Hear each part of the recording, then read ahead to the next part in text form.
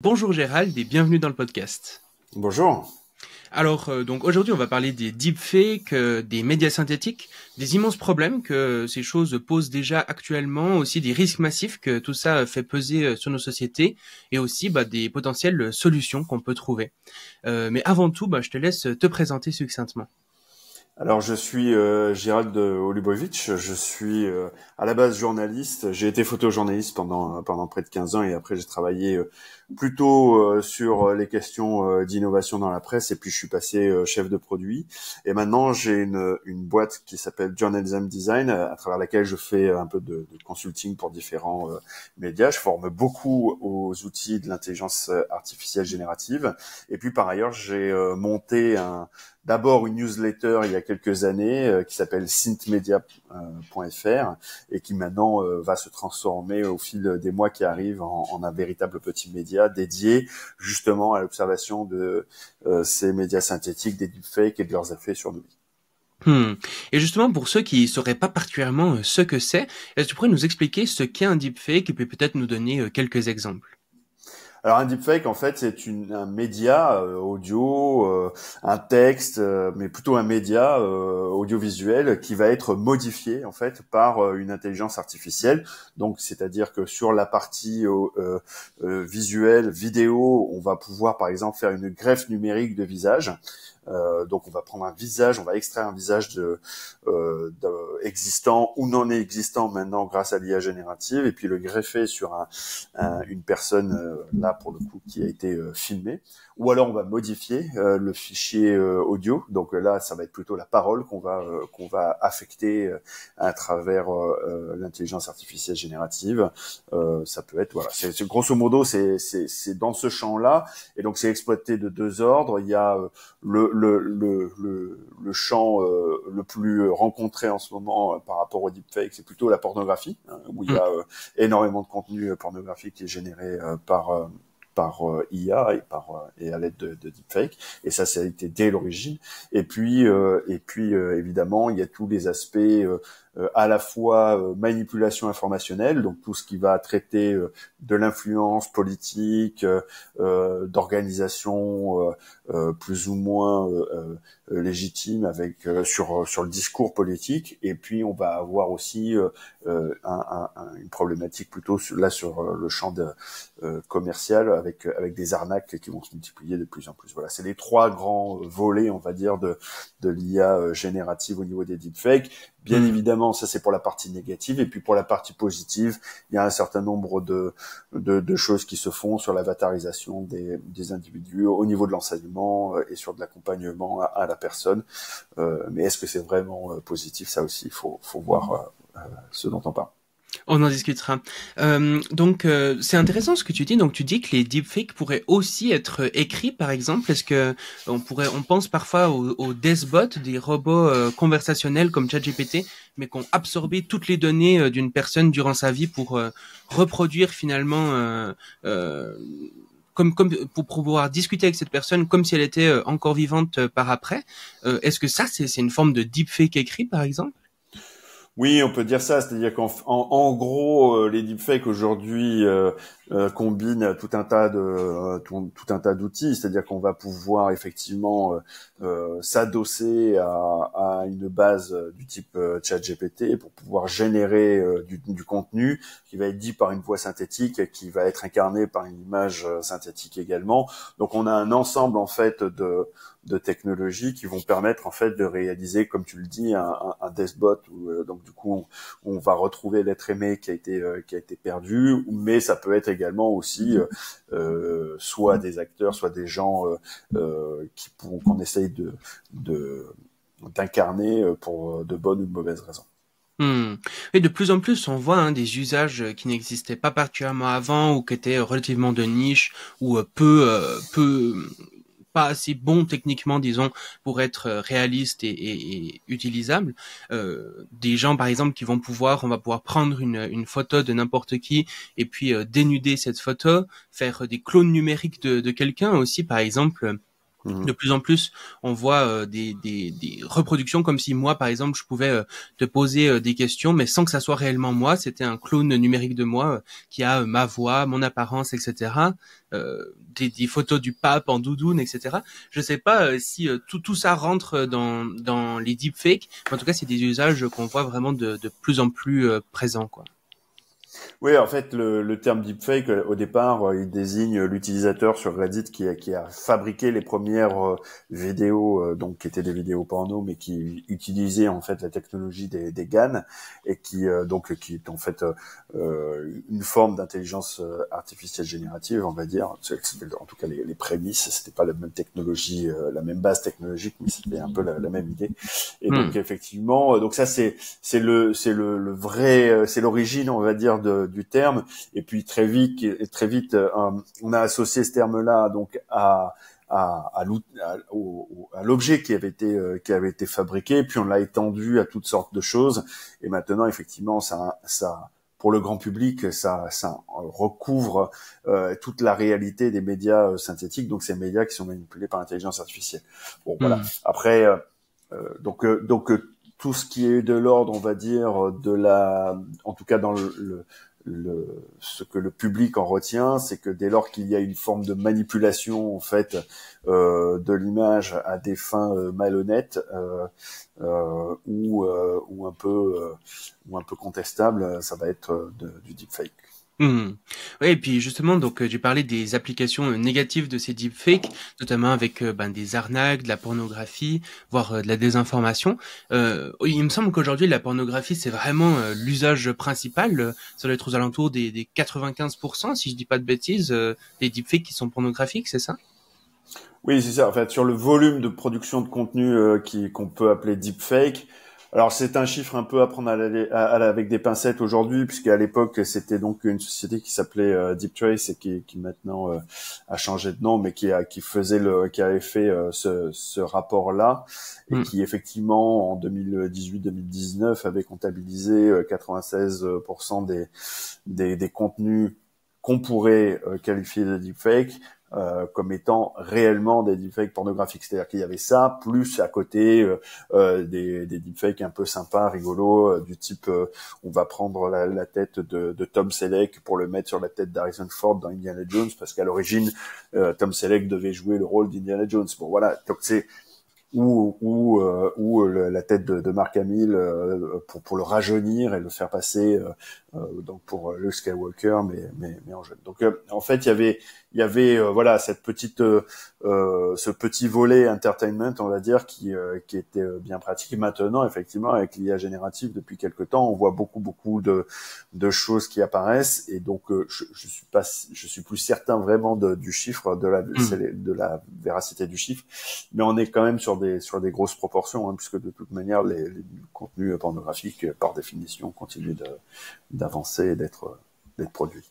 Ouais, tout à fait. Et on voit, par exemple, des phénomènes de chantage aussi dans certaines classes où voilà, on va dénuder des photos d'une Ouais. personne pour pouvoir faire du harcèlement, ce genre de choses. Donc, ça peut vraiment aller loin et puis avoir des vraies conséquences hein, sur les personnes qui en sont victimes.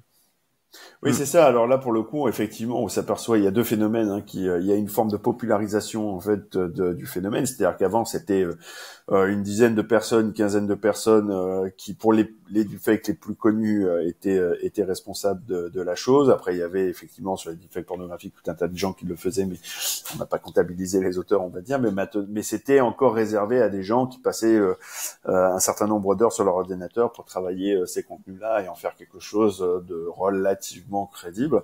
Aujourd'hui, effectivement, même des adolescents peuvent fabriquer en fait des contenus générés par IA et en faire des contenus problématiques. En Espagne, il y a eu effectivement, comme tu le rappelais, en fait, des adolescents qui sont venus se plaindre au commissariat d'une petite ville parce que précisément, en fait, les garçons de leur école avaient généré des deepfakes pornographiques avec leur image. On a eu ça aussi en Amérique latine. Enfin, on a des occurrences un peu partout, en Asie du Sud, en Asie, en Chine, au Japon.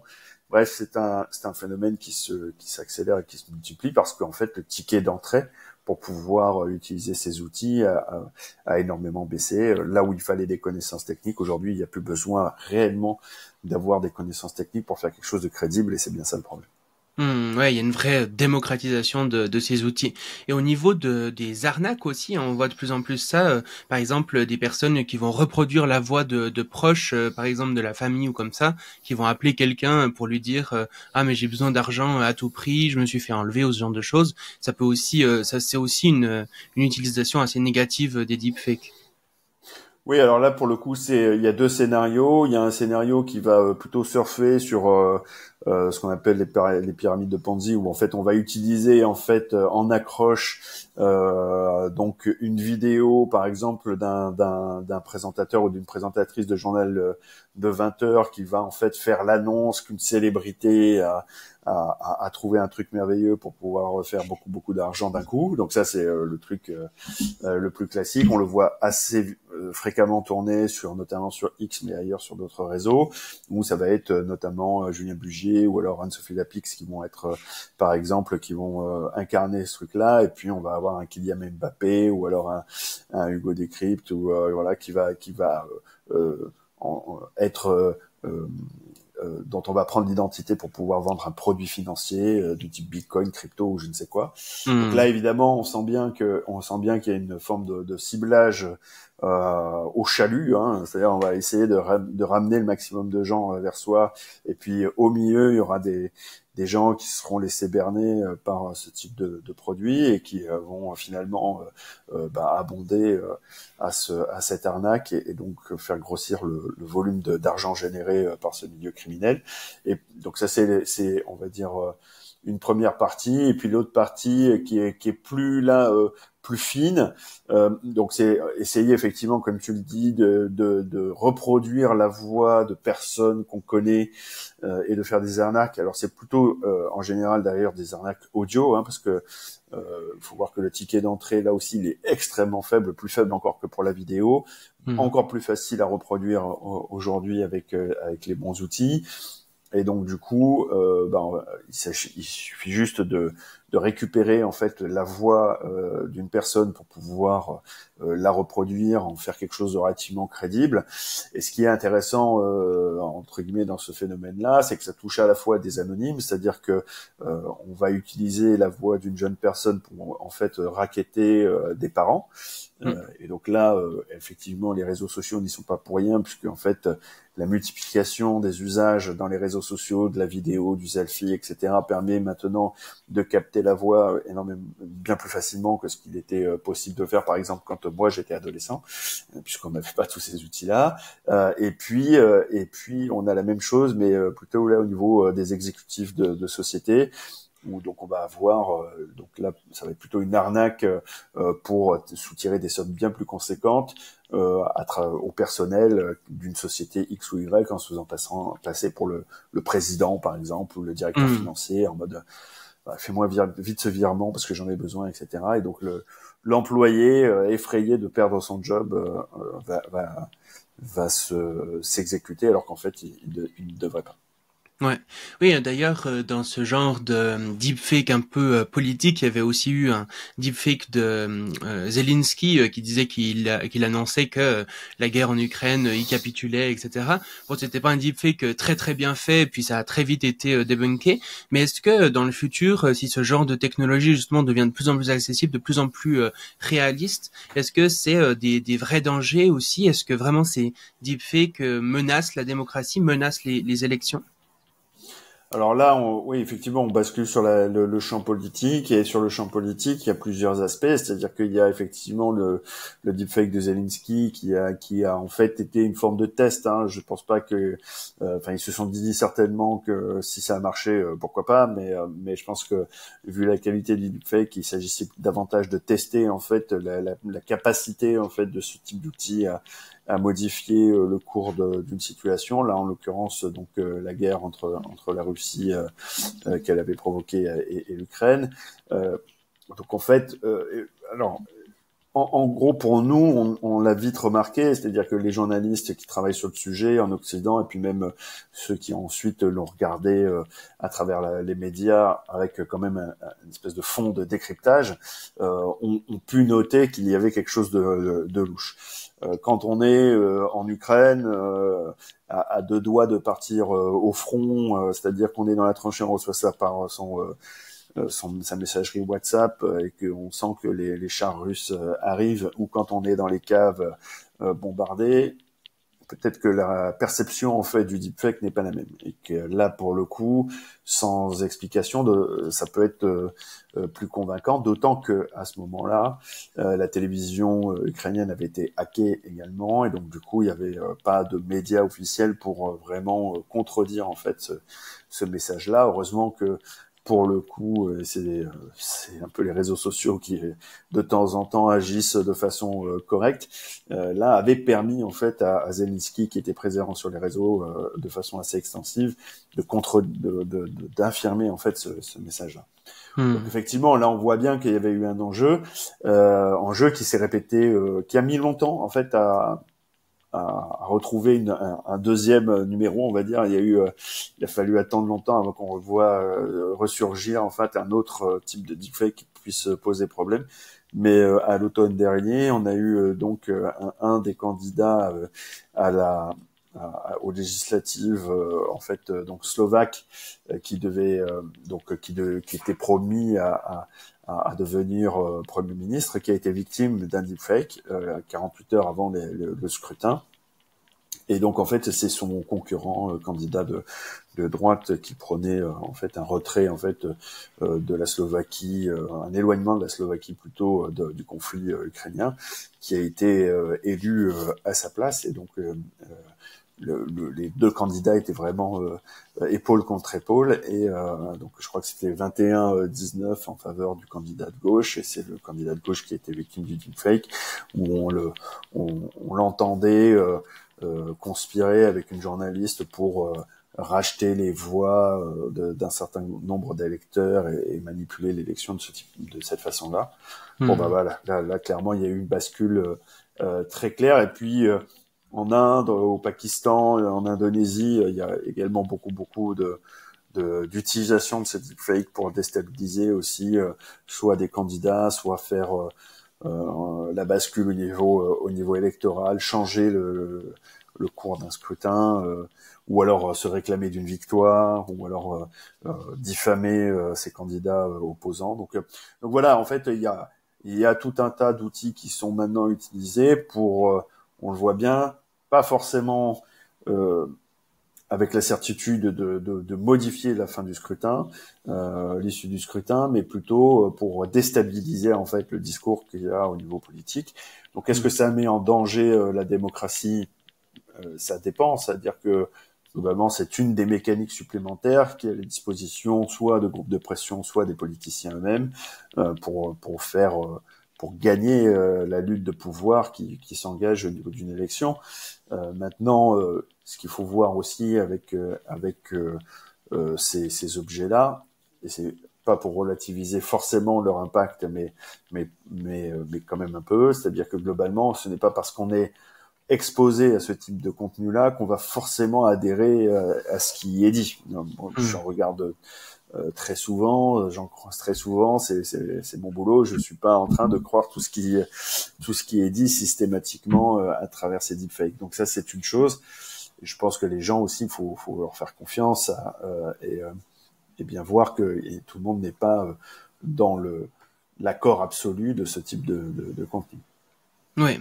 Un danger aussi avec ça, c'est que sans forcément y croire, ça peut nous mettre une forme de doute, même sur des discours officiels auxquels on n'aurait pas douté. Donc finalement, à ne plus savoir faire la distinction entre le vrai et le faux, on peut croire le faux, mais on peut aussi douter du vrai, de plus en plus douter des médias, des vrais discours qui semblent en plus de plus en plus bizarres et étonnants parfois. Donc c'est vrai qu'il y a aussi cet aspect-là, quoi, de ce qu'on appelle la post-vérité, où on sait plus faire la distinction entre le vrai et le faux.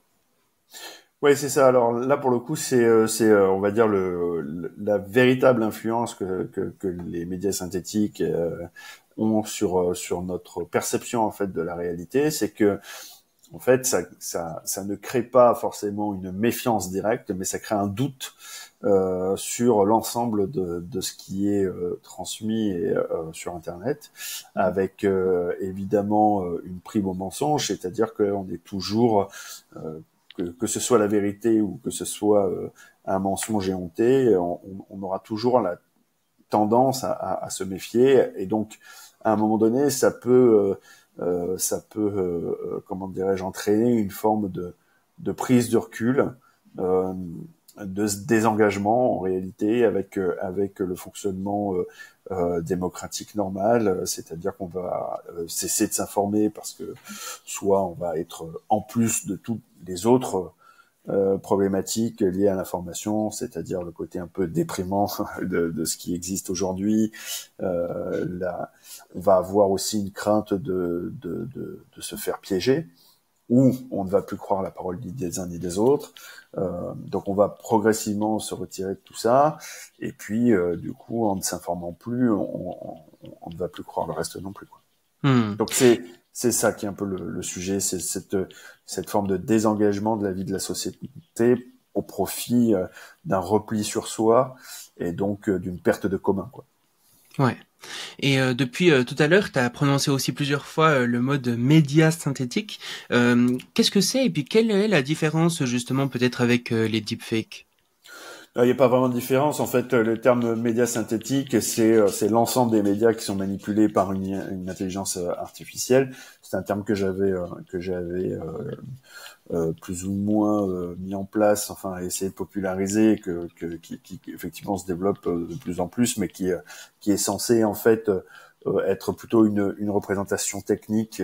C'est comme les technologies synthétiques, on va se dire que c'est plutôt tout ce qui est de l'ordre de l'IA générative, mais qui regroupe aussi les deepfakes avec les GAN, etc. Donc c'est tout ce champ-là pour les technologies synthétiques. C'est vrai, je les désigne comme étant les technologies qui font partie du champ de l'intelligence artificielle et qui vont en fait générer en fait un certain nombre de contenus faux, enfin en tout cas non naturellement captés.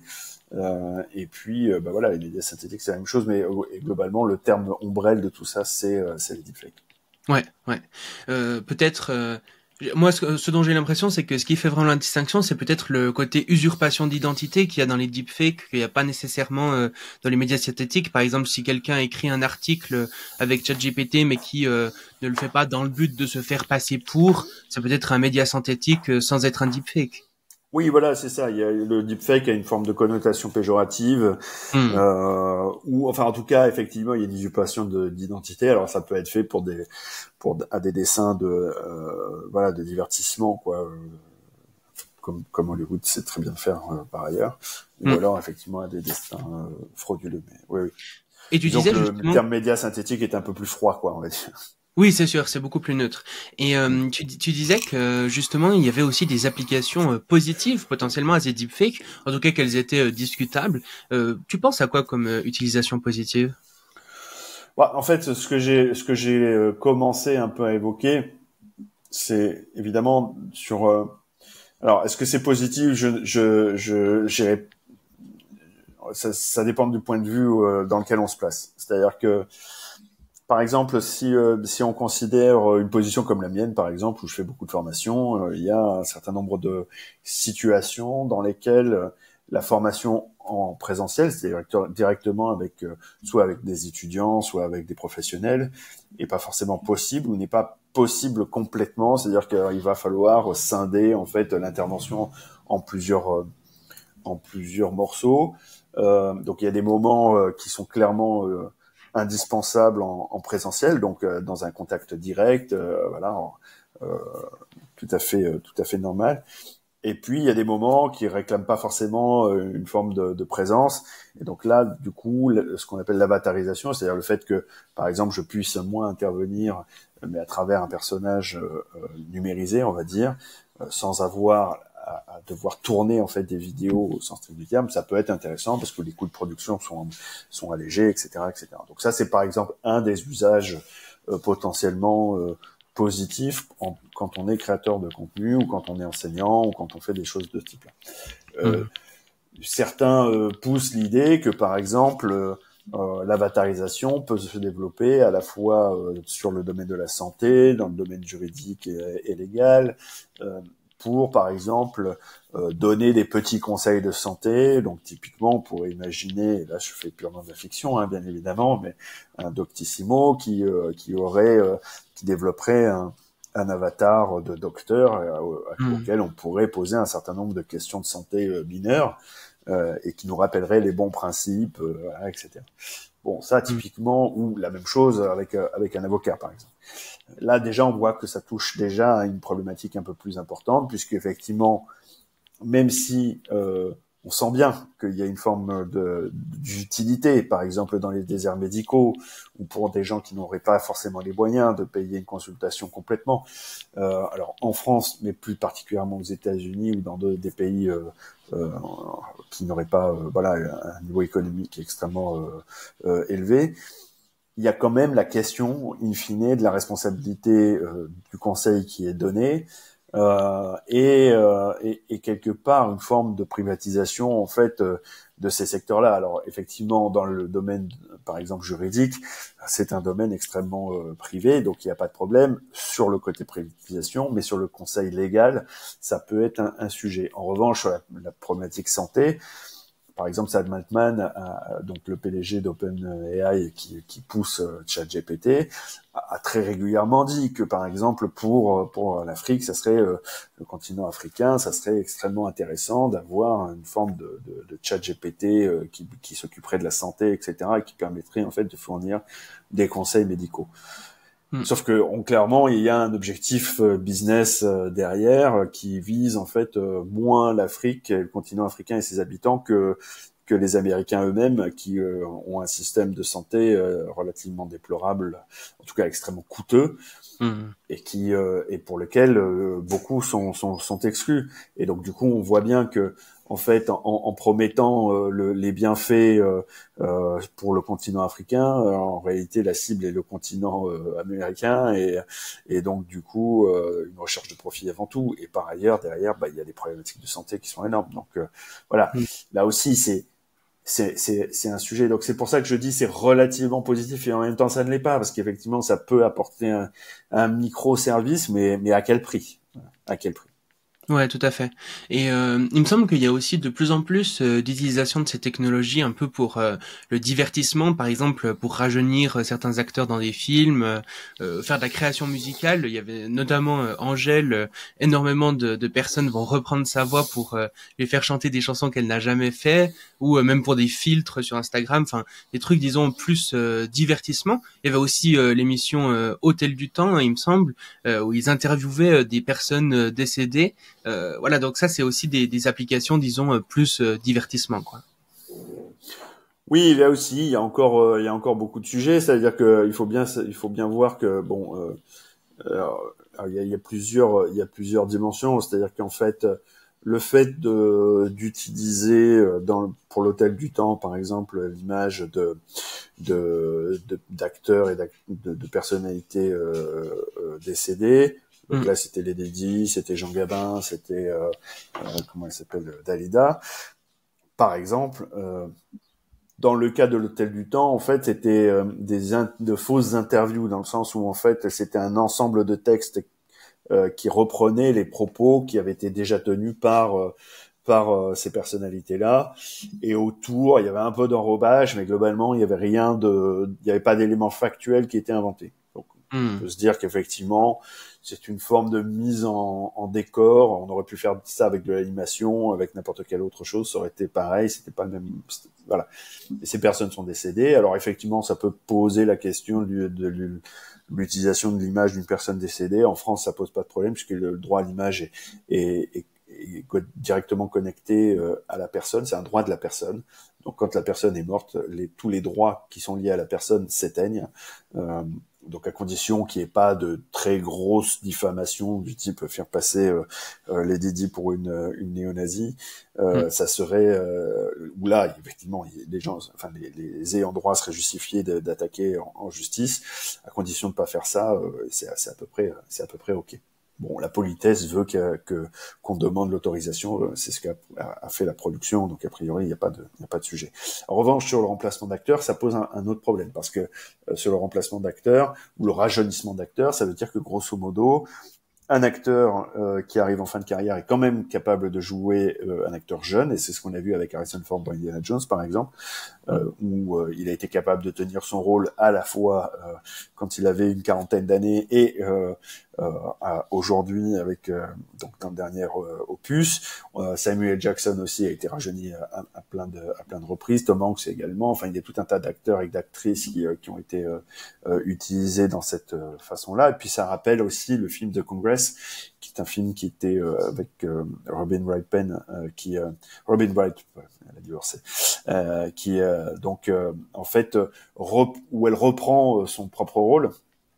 Elle incarne son propre personnage dans le film et en fait le studio lui demande de scanner en fait complètement, de la scanner entièrement pour la numériser contre une certaine somme d'argent, et elle en fait elle doit se retirer en fait de la vie d'actrice et laisser son avatar prendre le dessus et exister. Et donc le film en fait une forme d'égérie qui se déploie sur des années et des années, des décennies. Mais on voit bien que voilà, il y a une forme de risque, c'est-à-dire qu'à partir du moment où on a numérisé donc l'apparence de quelqu'un, il est difficile en fait de s'en départir et bah en fait on peut la faire tourner dans n'importe quel rôle. Ça existe déjà au niveau de la voix, par exemple avec James Earl Jones qui est donc la voix de Dark Vador. Qui est maintenant détenu par Disney. Il a cédé les droits à Disney et donc du coup pour l'éternité, Dark Vador sera James Earl Jones. Donc c'est très bien pour lui, mais ça veut dire que plus aucun interprète ne pourra jouer ce rôle-là. Ouais, ça a des impacts vraiment impressionnants auxquels on pense pas forcément. Aujourd'hui, est-ce que tu dirais que c'est un domaine qui est quand même bien régulé? C'est quoi les lois, disons, d'un point de vue mondial? Est-ce qu'il y a des différences entre les pays? Non, c'est pas extrêmement bien régulé. En tout cas, c'est régulé d'une façon très particulière. C'est-à-dire que pendant longtemps, en fait, certains ont appelé en fait à une régulation forte du secteur. Qui n'est pas arrivé. Et puis quand l'IA générative a débarqué, donc avec ChatGPT, Midjourney également, on a commencé à se rendre compte qu'il y avait un sujet justement d'abord sur le plagiat, puis après sur la désinformation, etc. Et donc ça a commencé à bouger un petit peu sur la partie deepfake pornographique, etc. Donc par exemple aux États-Unis, il y a certaines lois locales qui qui condamnent en fait l'utilisation de deepfake sexuels et de représentation de ce type-là non consenti. Pareil en France, là, il y a une loi récemment qui a été votée et qui met ça en place, qui condamne assez lourdement, on va dire, l'usage de deepfake non consensuel, non consenti en tout cas pour soit à des fins pornographiques, soit à d'autres fins. C'est juste pas les mêmes niveaux de condamnation. Donc ça, on va dire, c'est au niveau très local et ça dépend en fait de la législation. Alors, bon, clairement, avant ça, il y avait quand même un cadre législatif qui existait, c'est-à-dire qu'on n'était pas dépourvu. Il y avait quand même le droit à l'image, en tout cas en France, qui existait, tout ce qui était contrefaçon, l'atteinte à la réputation, donc la diffamation, il y avait tout un tas de choses qui étaient déjà l'atteinte à la vie privée, la RGPD pour tout ce qui est données, et donc du coup utilisation de la données. Donc tout ça, c'était des choses qui existaient, mais qui n'étaient pas unifiées. Pour l'instant, c'est toujours pas unifié. C'est-à-dire qu'au niveau européen, on a eu l'IA Act qui a été adopté et qui doit rentrer progressivement en activité jusqu'en 2026, et donc là pour le coup en fait les actes, c'est donc la première législation supranationale qui va donc surplomber en fait l'ensemble des pays européens et qui va gérer en fait l'utilisation le champ de l'IA sur le continent. Bon, là, typiquement, on voit bien que son élaboration, elle a été largement modelée par des préoccupations portées par les lobbyistes, c'est-à-dire que de la tech américaine, c'est-à-dire qu'on va plutôt se focaliser sur les risques existentiels. C'est-à-dire, grosso modo, faire attention à ce que l'IA, d'une manière ou d'une autre, ne détruise pas l'humanité, quoi. Voilà. Et ça fait écho à une forme de fantasme qui est relayé dans le milieu, où on se dirait que globalement, l'intelligence artificielle, pas que générative, mais de façon générale, va être amenée à se développer tellement rapidement et tellement fort qu'elle va devenir sentiente, donc consciente d'elle-même, et qu'elle pourrait éventuellement nous détruire. Bon, donc vous voyez, là il y a quand même à la fois un sujet, on va dire, de philosophie politique, de morale, de tout un tas de domaines qui touche à l'absurde. Le problème, c'est que cette législation, donc elle est évidemment que de ne pas insérer d'intelligence artificielle dans les centrales nucléaires ou sur le commandement des ogives nucléaires, bon, on va dire presque c'est un peu la base, mais en tout cas pour garantir la sécurité. Après, il y a tout un tas de choses qui sont mises en place. Il y a quelques références aux problématiques de discrimination, de biais, etc. Mais c'est surtout lié à la donnée.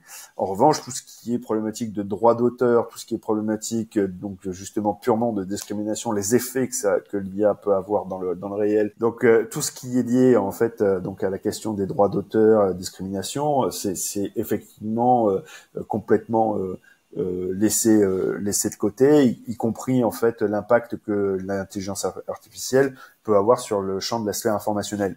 Donc là, donc le fameux, ce qu'on évoquait juste avant, les tentatives d'influence, etc. Donc ça, c'est quand même étonnant pour un texte qui est censé encadrer on va dire, l'usage de l'intelligence artificielle, de ne pas même tenter de toucher du doigt en fait ces sujets-là. Alors, est-ce qu'ils ont pensé qu'à d'un point de vue national, chaque pays avait sa propre législation et que ça pouvait suffire à éviter la catastrophe? Bon, moi je trouve que c'est un peu léger, mais bon, voilà. Après. Donc toi, tu dirais que globalement, ces lois ne sont pas encore suffisantes pour encadrer ces règles, ces deepfakes, et puis qu'il faudrait probablement plus ou mieux réguler.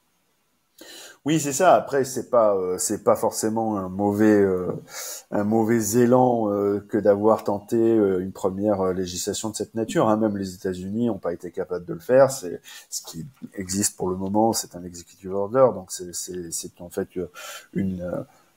ça n'a pas de portée législative, c'est-à-dire que c'est pas le Congrès américain qui a adopté un texte et qui a valeur de loi. En fait, l'executive order, ça se borne en fait à donner un certain nombre de directions que le Congrès doit adopter ou pas.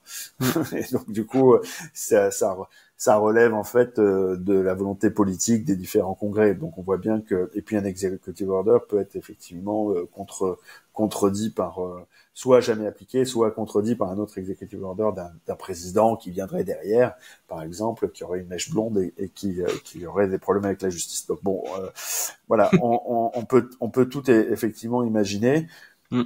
Donc ce sont des cadres réglementaires ou légaux qui sont un bon début, mais qui méritent d'être complétés et qui surtout évitent principalement en fait le mot d'ordre en fait qu'il y a derrière, c'est ne pas casser l'innovation. Et c'est bien ça le problème, c'est-à-dire qu'en réalité, on a un monde politique qui observe un secteur de l'économie, une industrie qui est en plein foisonnement, en plein développement, et qui se développe en fait un peu sur des sables mouvants. C'est-à-dire que grosso modo, OpenAI s'est développé sur la base d'un contenu qu'il a récupéré gratuitement et sans consentement sur toutes les réseaux possibles. Donc, est-ce que, par exemple, le copyright vaut plus que l'innovation industrielle? Bah, tous ceux qui vivent du copyright et de l'exploitation de leurs droits d'auteur et qui créent du contenu vont dire que oui, forcément, et donc vont réclamer des droits d'auteur à ces industries technologiques. Et donc, si ils obtiennent gain de cause in fine, vu le volume en fait de demandeurs, l'industrie sera obligée de s'arrêter puisque en fait ils n'auront pas les ressources pour pouvoir financer tout le monde. Donc, Ouais, tout à fait. il va y avoir des formes de négociations un peu comme ça qui vont se mettre en place, et c'est problématique parce qu'évidemment, euh, là-dedans, c'est les plus gros qui vont gagner et pas les petits. Ouais, bien sûr. Et ce qui me semble particulièrement compliqué aussi, c'est que au-delà même des lois ou du cadre législatif, faut aussi mettre les moyens pour faire appliquer ces lois et ces cadres. Et il me semble que ça manque aussi cruellement, quoi. Oui, c'est ça. C'est-à-dire que bon, et on le voit bien hein, sur les textes qui ont été votés pour faire attention à ce que justement les contenus pornographiques ne se développent pas. En réalité, quels sont les moyens de police en ligne qui sont développés? Peu, en fait. Il n'y a pas eu d'annonce de renforcement de ces moyens-là. Et par ailleurs, vu l'ambiance générale qui règne en ce moment en Europe, aux États-Unis, c'est davantage le risque cyber terroriste ou terroriste tout court qui est ciblé que ces questions-là qui sont Mm. vues encore par beaucoup comme des choses, des préoccupations mineures. Or pourtant, ça concerne 50% de la population mondiale, les femmes. Et Mm. donc, du coup, et jusqu'à présent, tous les hommes ont une mère, des sœurs ou des filles. Enfin, pas tous, mais en tout cas, voilà. On a tous une mère, et en gros, tout le monde peut être victime de ça. Donc, euh, donc il y a quand même un sujet là-dessus, c'est-à-dire qu'on ignore volontairement les effets que peut causer une technologie à la moitié de l'humanité, quoi. Ouais, bien sûr. Et quelle est la position, disons, des big tech, des grands géants de la technologie ou des réseaux sociaux aussi sur ces technologies? Est-ce que de façon générale, ils essayent de faire en sorte il y en ait le moins possible sur leur plateforme, ou est-ce que là aussi les moyens sont pas au rendez-vous? Non, c'est-à-dire que en gros, on a vu un effort inverse en fait de la part de, par exemple, de Facebook, de Twitter, sur la question, on va dire, de la modération des contenus, par exemple. Bon, Twitter a, de façon assez connue, licencié la quasi-totalité de son staff en ce qui concerne la modération. Je crois qu'ils sont 2 en Europe, 2 pour l'Amérique latine, 2 pour l'Afrique.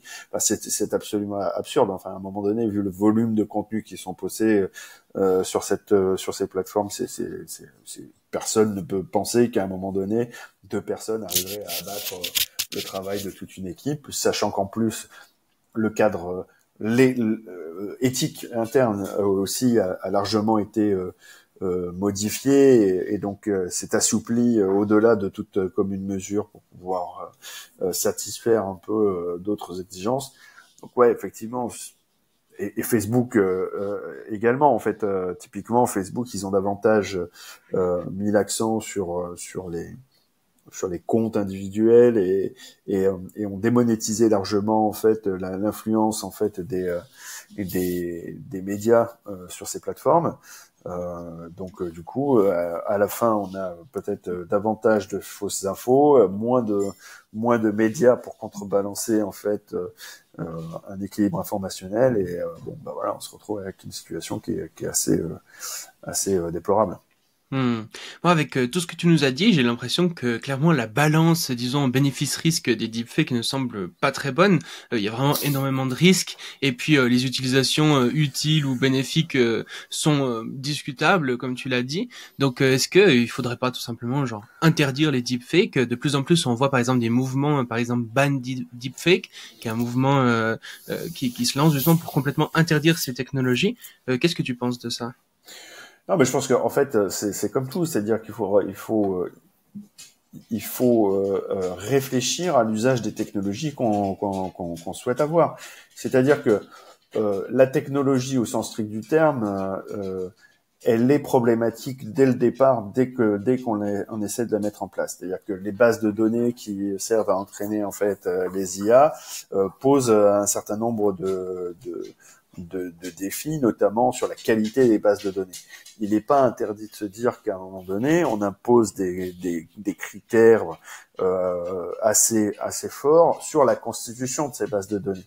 On a Hmm. vu que, par exemple, il y a une base qui s'est créée récemment, créée par Pierre-Carl Langlais, un Français, qui s'appelle Common Corpus, où il y a eu un effort particulièrement notable qui a été fait pour justement en fait légaliser tout le contenu qui est à l'intérieur. Donc en fait tout ce qui est dans cette base de données là qui peuvent servir à l'entraînement d'un modèle de langage est légal, a été donné de façon consentie, etc. Enfin, et en plus l'avantage c'est que du fait de cet effort-là, la base est de meilleure qualité puisque ça porte sur des contenus de très bonne qualité. Donc là, effectivement, on se retrouve avec par exemple, voilà, une base solide pour construire un LLM qui ensuite pourra servir à des choses qui seront davantage éthiques. Sur le corpus d'images qui sert d'entraînement, par exemple à Midjourney ou à d'autres, on se rend bien compte, par exemple, que en fait, le corpus, par exemple, Lion, qui est donc le nom de l'ensemble de ces images qui sont regroupées, qui est géré par une ONG allemande, en fait, est très problématique. Il y a tout un tas de documents qu'on a retrouvés à l'intérieur et qui sont de l'ordre soit de contenu pornographique ou pédopornographique, de documents médicaux, de photos de patients eux-mêmes dans les hôpitaux, etc.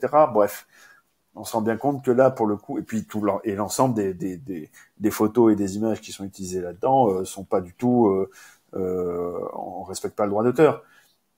Donc là, voilà, c'est-à-dire que dès qu'on va générer une image à travers Midjourney ou à travers une autre plateforme de ce type-là, on va utiliser à minima le contenu que d'autres ont créé à la main et sur lequel ils se basent pour pouvoir retirer un revenu et vivre tout simplement.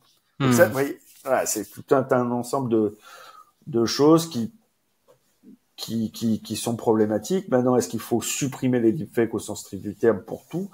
Pas forcément. Ça dépend encore une fois l'usage. J'ai en tête par exemple la déclaration du PDG de Synthesia qui, voyant après avoir comment dirais-je noué un accord avec le NHS qui est donc le système hospitalier et de santé anglais, se réjouit que donc Synthesia qui fabrique des avatars donc de personnes puisse maintenant intervenir au sein du NHS pour accompagner les personnes seules et isolées dans les chambres d'hôpitaux. Donc typiquement, on est une personne âgée, on n'a pas de famille, on va mettre un écran dans cette chambre-là avec un avatar qui va nous tenir la conversation, probablement propulsé par ChatGPT si on en croit les démos récentes qui ont été effectuées. Bon, très honnêtement, est-ce que c'est un projet de société qu'on souhaite avoir? Pas forcément. Si on a un niveau de chômage extrêmement élevé ou même relativement modeste, mais si on a un niveau de chômage X ou Y, on peut très bien faire un recrutement spécialisé, former ces gens-là et les mettre dans les chambres des patients esseulés pour pouvoir les accompagner et créer du lien. Une IA ne tiendra jamais la main d'une personne qui est en fin de vie. C'est ça le truc. Et en fait, c'est là le modèle de société qui est pervers derrière. C'est qu'on remplace en fait un certain nombre de choses pour des raisons économiques, de postes qui pourraient être utilisés par des êtres humains. Voilà. Donc voilà, moi je n'ai pas d'interdiction à formuler, mais les recommandations un peu de bon sens et de logique et surtout d'humanité, c'est ça qui est important à la fin, quoi. Ouais, bien sûr. Parce que aujourd'hui, tu dirais que la plupart des deepfakes, on arrive toujours quand même à les détecter. J'ai l'impression la plupart sont pas extrêmement bien faits. Est-ce que si par exemple des gens vraiment professionnels du domaine en font, est-ce qu'on arrive toujours à les détecter en tant qu'humain ou pas particulièrement? Bon, alors au niveau vidéo, on arrive encore à détecter un certain nombre de choses. Bon, ça s'explique pour plein de raisons, notamment biologiques. En fait, on a un œil hyper spécialisé qui arrive à tromper encore beaucoup de choses, même si effectivement ça devient de plus en plus compliqué. Mais il y a quand même des petites subtilités qu'on arrive à détecter, dont on va, même si on n'arrive pas à mettre le doigt sur ce qui ne va pas, on sait qu'il y a quelque chose qui ne va pas. C'est le fameux concept de Uncanny Valley, mais à un moment donné, le Uncanny Valley, quand elle devient, c'est donc la vallée de l'étrange, c'est ce qui nous permet de faire la différence, par exemple, entre un personnage en image de synthèse et même extrêmement bien fait et un personnage normal. Mais donc, quand on voit, par exemple, le dernier Planète des singes, on voit bien que effectivement c'est extrêmement bien fait. c'est extrêmement bien réalisé. Les mouvements du visage sont merveilleux, sont fantastiques. Mais on sait bien que les singes ne parlent pas. Donc là, on est dans un truc assez évident. Quand on voit un certain nombre d'acteurs qui sont complètement numérisés et qui apparaissent à l'écran et dont on ne perçoit que très peu de modifications, il y a toujours encore à un moment donné une forme de compréhension du cerveau il y a un décalage. Au niveau de la voix, là, on commence par contre à avoir un certain nombre d'exemples qui sont assez bluffant et assez problématique et perturbant. Ouais, tout à fait. Donc, on va dire que c'est une question de temps, mais que les deux vont se rejoindre. Ouais. Et justement, avec ces progrès qui continuent d'augmenter dans les deepfakes, est-ce que on arrivera aussi à créer des intelligences artificielles qui finalement arriveront à créer ces deepfakes? Il y a un peu ce discours de OK, les deepfakes vont augmenter, à quelque part les armes vont s'améliorer, mais les défenses aussi, étant donné qu'on aura des IA qui seront capables de les détecter. Est-ce que ça c'est un discours auquel tu crois ou pas particulièrement? Alors peut-être, mais j'en sais rien. Enfin, j'en sais rien. Il est probable qu'on arrive à faire des détecteurs de deepfake qui soient performants. Pour l'instant, ce qu'on arrive à faire, c'est des détecteurs de deepfake qui détectent des deepfakes à 95%. Donc 95%, c'est encore loin des 99,9999. Donc il y a toujours un doute, assez important qui peut se glisser là-dedans. Donc pour moi, un détecteur qui ne détecte pas à 100%, c'est pas un détecteur. C'est-à-dire que si il peut y avoir une marge de tolérance, mais elle doit être extrêmement infinitésimale pour que ça passe. Et on n'y est pas. Et puis, même si on devait le faire, ça me semble, et qu'on était en capacité de le faire, ça me semble être un discours très dangereux, dans le sens où, en fait, c'est une forme de techno-optimisme, c'est une boucle infernale dans laquelle on se lance en disant, bah, le prochain malheur qui nous arrive de la part de la tech, c'est pas grave, un autre outil nous permettra de débrayer. Donc ça n'a pas que des répercussions sur le monde de l'IA, mais sur tous les sujets. Et là, on pense au changement climatique, à tout un tas de choses qui pourraient être bon. Bah, c'est pas grave s'il y a plus de poissons dans la mer, on va pouvoir recréer des poissons en bassin. Bon, c'est pas grave si ça augmente, bah, le CO2 dans l'air, on va pouvoir le capter d'une manière ou d'une autre. Enfin, c'est ce qu'on appelle le techno-optimisme, hein, et qui est matiné en fait une forme d'illusion de la supériorité de l'être humain sur le cours des choses, alors qu'en réalité un peu plus de modération, un peu voilà serait bienvenu et permettrait d'éviter tous ces problèmes en premier lieu. Ouais. D'autant plus que j'ai l'impression que même si des IA arrivent à détecter ces deepfakes et puis qu'on dit c'est faux par exemple, bah quelque part le mal sera déjà fait, il y aura déjà plein de gens qui y croiront. D'autant plus que notre confiance envers les discours des politiques, des journalistes, etc. est de moins en moins, on a de moins en moins confiance en eux, et du coup plein de gens pourraient dire ah mais oui il a vraiment dit ça, mais on nous fait croire que c'est des deepfakes pour nous manipuler ou ce genre de choses quoi. Bien sûr, enfin juste pour faire pour raconter une petite anecdote, au début donc des deepfakes, ça devait être en 2018, au tout début, donc j'avais été assez vite sensibilisé sur la question de l'accroissement du volume de deep porn dans l'espace numérique, et donc il y avait un logiciel qui était utilisé, qui était le seul et unique logiciel qui était utilisé pour fabriquer ces objets-là, et qui était disponible sur la plateforme GitHub, qui est donc une plateforme collaborative où on peut déposer du code.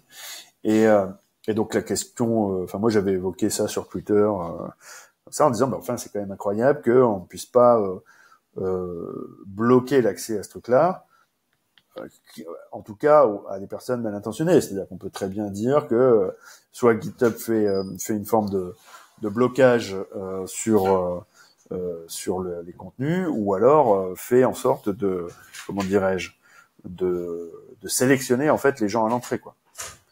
Et donc ceux qui veulent télécharger le logiciel peuvent le faire, mais à condition par exemple de laisser leur identité ou je ne sais quoi. Ça, ils l'ont déjà fait en plus. Ils l'ont fait avec l'Iran pour des raisons de sécurité, sur des logiciels particuliers qui sont déposés sur la plateforme, etc. Donc c'est pas un problème de censure en fait. La censure, elle était ok pour les Iraniens, mais apparemment elle n'était pas ok pour les autres. Bon, ça c'est et quand j'ai fait mes remarques, je sais plus, je crois que c'était sur X et sur LinkedIn à l'époque.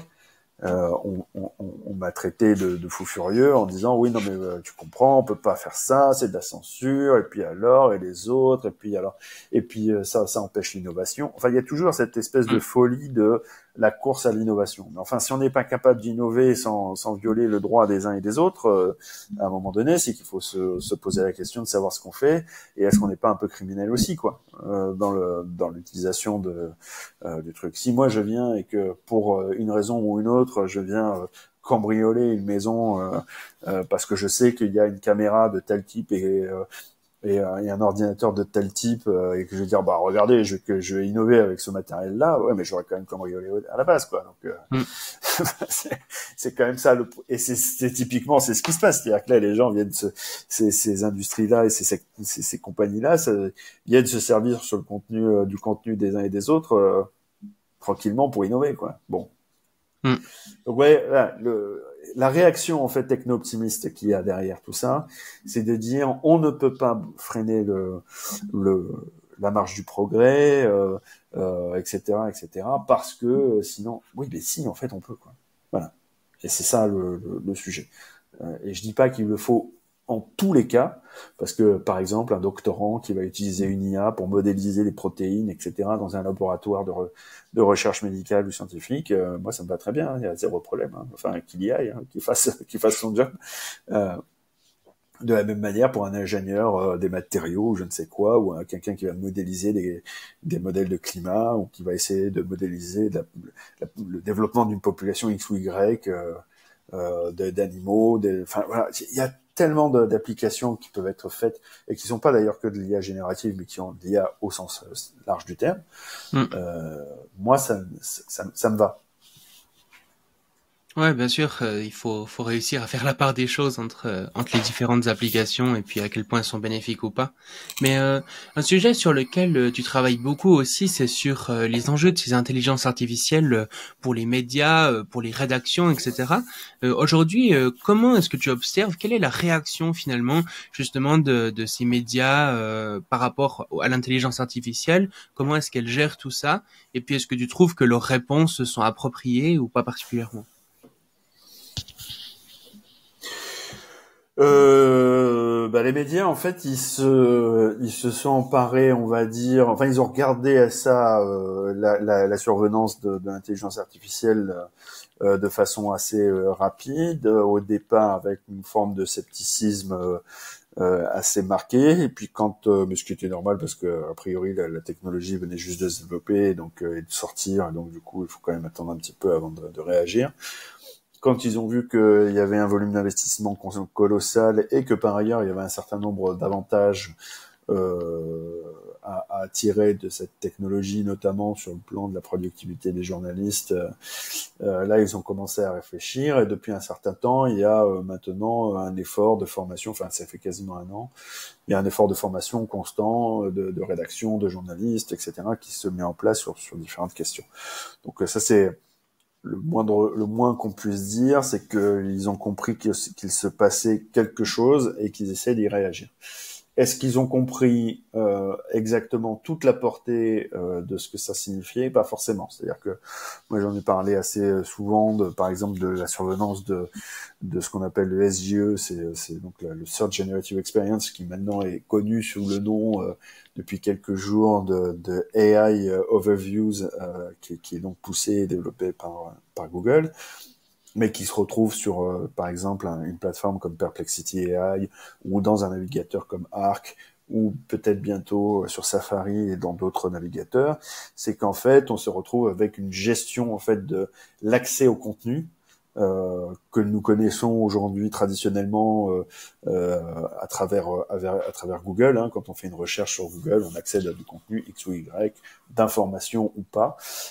Et ben là, en fait, ces grandes industries se sont dit, ben en fait, on va couper l'intermédiaire, on va générer en fait des résumés de ces contenus, etc. Ce qui pour 10% de la population est un problème et qui pour 90% des autres, en tout cas des utilisateurs, n'est absolument pas un sujet puisqu'ils n'ont pas du tout envie d'aller voir les contenus. Ils veulent juste avoir une information rapide, claire, légère, pas très poussée. Donc là, clairement, on voit bien que ça présente plusieurs risques, à la fois un risque de découvrabilité des contenus. Qu'est-ce qu'il y a vraiment derrière le résumé? Il peut y avoir des subtilités qui nous échappent, des choses qu'on comprend pas, des explications qui sont données dans l'article ou dans le contenu en question, mais qui n'apparaissent pas dans le résumé, etc. Donc, qui fait le choix de quelle information remonte dans le résumé? Ça, c'est le premier truc. Et puis deux, il y a une problématique du modèle économique, c'est-à-dire que Google, par exemple, base tout son modèle économique et le modèle économique de tous ses partenaires, directs ou indirects, dont la presse, les créateurs de contenu, sur la publicité en partie. Et si on ne peut plus générer de clics sur nos articles ou sur nos contenus, ça veut dire que les pubs qui sont sur les pages qui abritent les articles et les contenus ne sont plus visités. Enfin, à la fin, on a une perte de valeur extrêmement importante. D'abord une perte de trafic et puis ensuite directement qui corrélait à une perte économique. Et donc une mise en péril des modèles économiques de ces entreprises-là qui peut conduire à leur mort, à leur extinction et voilà. Donc c'est un sujet extrêmement problématique et que la presse n'a pas vu spécialement puisqu'elle a mis du temps à envisager des solutions de repli, etc. Alors maintenant, on voit que, par exemple, l'Express, Ouest France, d'autres postulent, par exemple, à la TNT pour obtenir une chaîne de télé, un créneau, un accès à la télévision, qui est un mode de captation de public et d'audience plus contrôlé. Et qui pourraient éventuellement faire vivre leur marque au-delà de simplement des moteurs de recherche et d'assurer une forme de découvrabilité plus importante. Mais on voit bien que tous les médias ne sont pas logés à la même enseigne là, pour le coup. Ouais, donc on voit que c'est quand même des impacts qui sont énormes sur le monde des médias, même sur les créateurs de contenu de façon générale, j'ai envie de dire, les youtubeurs ou ce genre de personnes. Oui, sur les business aussi, hein. Ouais, tout à fait. Enfin, je pense qu'il y a vraiment de quoi s'inquiéter, notamment des choses qui arrivent aussi, quoi. Enfin, qu'on voit déjà maintenant, mais qui s'améliorent de plus en plus, qui devient, on arrive vraiment à une sorte de maturité technologique pour arriver à faire des choses qu'on pensait peut-être même impossibles auparavant. Et c'est tellement rentable que tout le monde veut mettre ça en place, quoi. Alors après, il faut modérer quand même un peu la panique de mon propos, que mon propos peut susciter, parce qu'évidemment, on peut dire, mon Dieu, c'est la fin du monde. Et donc partir au courant et aller s'enfermer dans les bois et puis se dire, bah voilà. En réalité, c'est une phase de crise. C'est un moment il y a un tournant qui s'engage, une forme de transition. C'est-à-dire qu'on passe d'un monde à l'autre et que ce monde-là, on n'est pas obligé d'en accepter les termes tels qu'ils sont posés là pour le moment. Et donc ça, je crois très fort à cette situation-là, c'est-à-dire que effectivement, pour le moment, ceux qui détiennent le discours de la mise en place de ce monde-là, c'est donc ces grands acteurs technologiques qui en fait structurent à la fois un récit, mettent en place des solutions technologiques qu'ils souhaitent déployer pour des raisons purement financières à travers le monde. Et tout le monde regarde ça en disant, oh là là, c'est l'innovation, c'est fantastique, il faut absolument qu'on suive le truc et qu'on s'adapte. Sauf que en réalité, alors d'abord, c'est pas aussi blanc et noir, c'est qu'on commence bien à voir qu'il y a des gros sujets, notamment la presse, et que donc peut-être qu'il faut trouver d'autres solutions, que donc ce modèle-là qui est avancé n'est pas forcément le seul modèle et ni le plus désirable.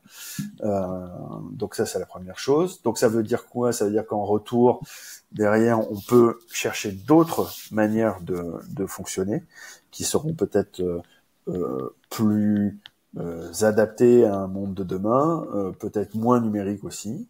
Il peut y avoir une forme de défiance qui se met en place envers ces acteurs de la technologie. Et là, on le voit clairement depuis une dizaine d'années, notamment à travers Facebook et Twitter et tous les errements qu'il y a eu.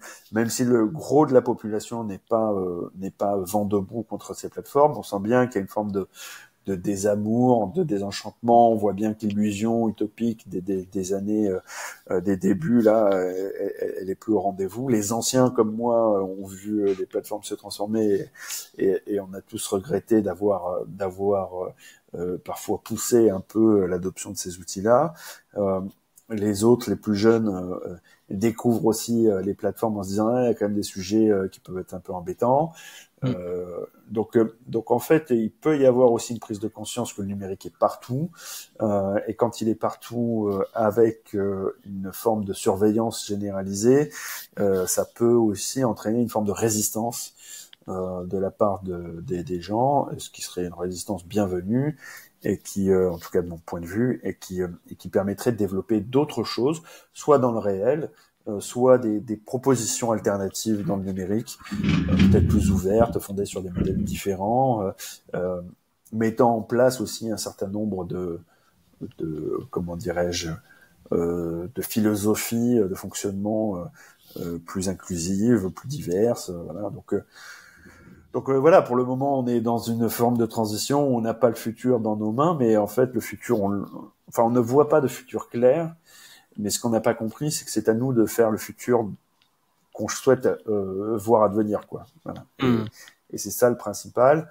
Et donc, il faut œuvrer chaque jour dans ce sens-là, essayer de mettre en place, soit de refuser telle solution technologique parce qu'elle nous est proposée et qu'elle ne va pas de soi, et qu'elle ne nous convient pas, soit de l'accepter en ayant un regard critique et en sachant pour les raisons pour lesquelles on l'accepte, soit carrément s'engageant soit auprès d'associations, soit dans des mouvements, soit voilà pour pouvoir de façon plus large en fait prôner des modèles de société qui ne sont pas entièrement dépendants de l'innovation technologique en permanence.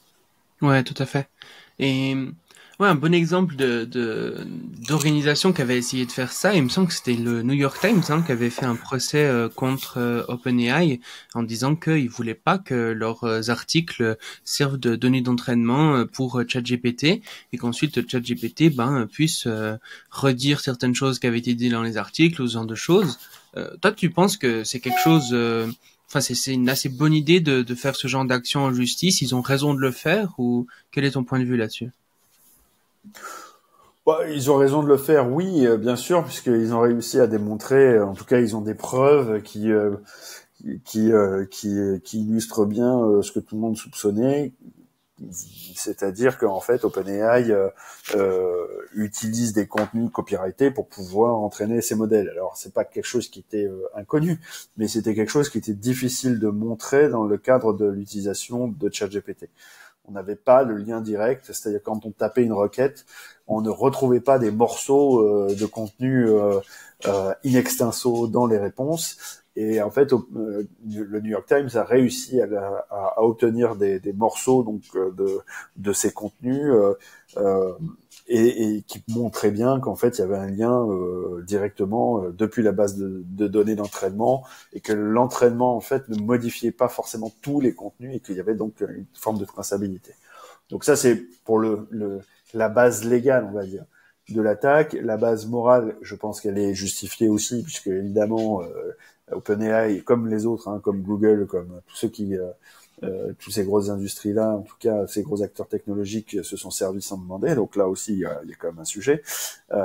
Maintenant, ça remet aussi quand même en question le fait qu'on ait mis tout gratuit sur Internet de façon extensive, sans jamais même chercher à protéger ses droits. Ça, c'est un truc. Après, est-ce que vraiment ça a apporté ses fruits? Je crois pas. C'est-à-dire que, en gros, ce qu'on va voir très probablement, vu les enjeux que ça génère au niveau d'OpenAI, si jamais il devait être condamné, il va y avoir une recherche de négociation. Ça va transiger à un moment donné ou à un autre. Et New York Times n'est pas le chevalet blanc, il va pas se battre pour le Daily India Express ou pour Mars Actu ou pour je ne sais pas quel Aftenblatt ou je ne sais quelle autre parution. Eux, ce qui compte, c'est le New York Times, et ce qui est normal, hein, il n'y a pas de raison qu'ils engagent des poursuites pour tout le reste du monde. Et donc, si on leur propose un gros chèque, à un moment donné, ils diront bon, ok, voilà. Et ça me paraît normal.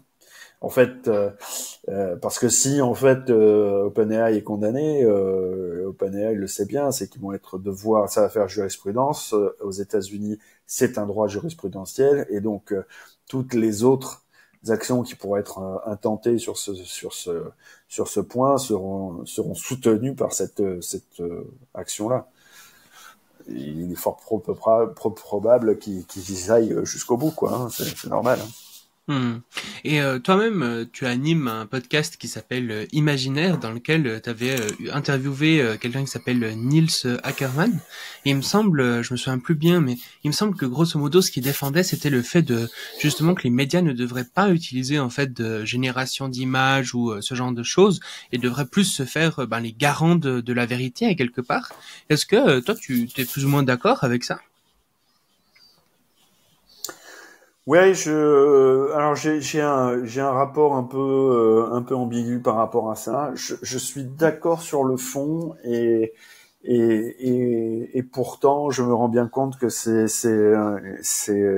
probablement pas ce qu'il y a de plus nuancé. C'est-à-dire que en gros, pour des gros médias qui ont la capacité de se projeter sur le terrain, je pense que et de ne faire que ça.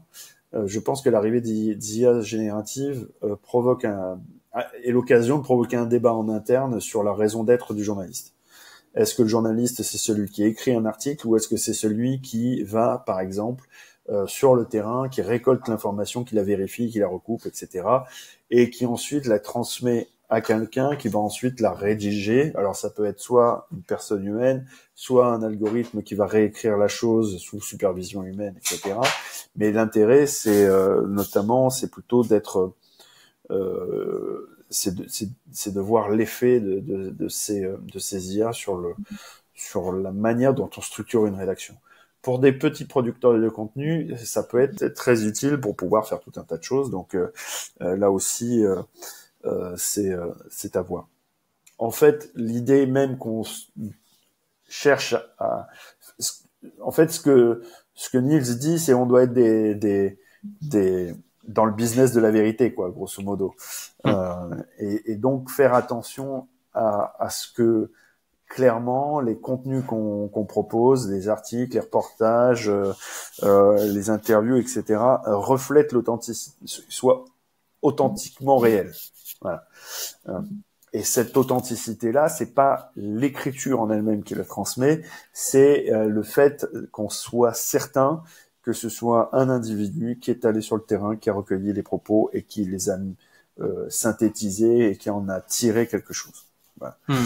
Et c'est ça ce qu'on ne voit pas, par exemple, aujourd'hui, c'est que quand on va sur les sites, on se retrouve avec notamment une forme de... on voit toujours article écrit par... ou rédigé par, on voit assez peu, voire jamais, informations collectées et vérifiées par. Et ça, je pense que si on si on avait envie de mettre en valeur la qualité du journalisme, ça serait ça qu'on mettrait en avant, pas le fait de savoir qui a écrit tel texte ou voilà. Sur le reportage, c'est assez simple. La personne est allée en reportage, elle a fait le reportage, on sait ce que c'est qu'un reportage. Et si on ne sait pas ce que c'est qu'un reportage, il faut mettre la définition. Mais globalement, l'idée, c'est que c'est une personne qui est allée sur le terrain et qui s'est déplacée, qui a vu de ses yeux vus ce qui s'est passé. L'enquête, c'est pareil. J'ai pris mon téléphone, j'ai appelé des gens, j'ai discuté avec eux, j'ai récolté un certain nombre d'informations, j'ai fait des interviews, etc. Donc on est au contact des gens. Mais ce que je veux dire par là, c'est que c'est pas lié à l'outil technologique, quoi. C'est lié à la pratique. Et donc si on ne met pas en avant la pratique, même par des mentions très qui peuvent paraître insignifiantes, mais qui ont pourtant qualité de renseigner en fait ce que le journaliste a fait, on ne risque pas de renseigner le lecteur sur ce qui est la valeur ajoutée du journalisme. Donc je m'en fous en fait de savoir si un article est rédigé partiellement ou entièrement avec ChatGPT ou avec un autre modèle de langage même qui serait développé open source en interne. c'est pas mon sujet puisqu'on utilise déjà des logiciels de traduction, du Google Maps pour aller gérer le truc, etc. En fait, ce qui est embêtant, c'est que on ne met pas en valeur en fait le geste initial du journaliste. Et c'est ça en fait le sujet. Ouais, tout à fait. Et finalement, dernière question que je pose à tous les invités, c'est si tu étais sur une scène avec l'humanité entière face à toi, et que tu pouvais leur faire passer un message, le message de ton choix, sur l'intelligence artificielle ou sur un autre sujet, pendant quelques minutes, qu'est-ce que tu aimerais leur dire? J'aimerais leur dire que ce n'est pas parce que la technologie permet de faire des choses qu'il faut forcément faire ces choses-là, et que l'usage en fait de cette technologie que tous ces gens-là et que donc l'humanité utilise forcément n'a pas qu'une simple portée d'outils. On n'est pas dans l'usage d'un marteau ou d'un tournevis.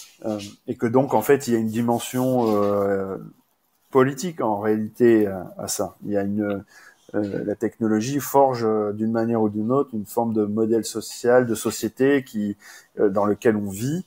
Et on le voit bien, depuis 15-20 ans, la société s'est numérisée. On est parti à marche forcée vers la transition numérique qui était forcément qui est parti d'une utopie en disant on va tout dématérialiser, ça sera mieux. Et pour certains cas, effectivement, ça a été mieux. On a quand même privilégié la transformation numérique à la transformation environnementale, dans le sens où on a finalement évité les sujets environnementaux pour se numériser avec cette illusion que le numérique allait aider en fait la lutte contre le changement climatique. Or, on voit bien que en fait, en volume, il y a des problématiques aussi d'extraction minière, il y a des problématiques d'impact environnemental sur l'électricité et donc sur les comment dirais-je, l'ensemble des ressources énergétiques, sur les ressources aquatiques également, parce qu'il faut tirer de l'eau pour pouvoir refroidir les serveurs, etc. Donc en fait, il faut se positionner, à mon avis, en tant que société, sur ces sujets-là, de façon purement politique. Alors, je suis pas le seul à le dire, hein, mais je pense que c'est essentiel et que par ailleurs, je nuancerai le sujet là en disant que on n'est pas dans une lutte non plus frontale avec au sens militaire avec ces industries là, avec ces entreprises là. On nous fait souvent le coup de vous devez vous armer face à telle ou telle chose.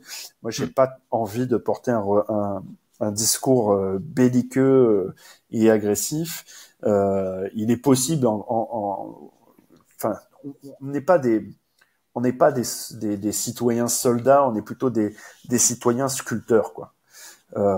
Et quand je dis sculpteur, c'est qu'en fait, on va modeler la société en fonction de nos prismes culturels, de nos prismes intellectuels, philosophiques, religieux, et que voilà, en fait, ce sont des contours qui évoluent au fur et à mesure du temps, et dont on va donner un périmètre pour former une forme idéale de société.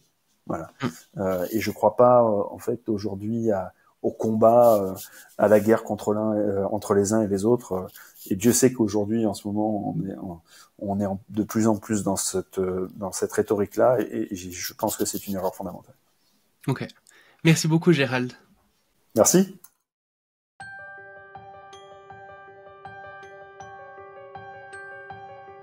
Merci d'avoir écouté le Futurologue Podcast, le podcast pour comprendre les enjeux de demain.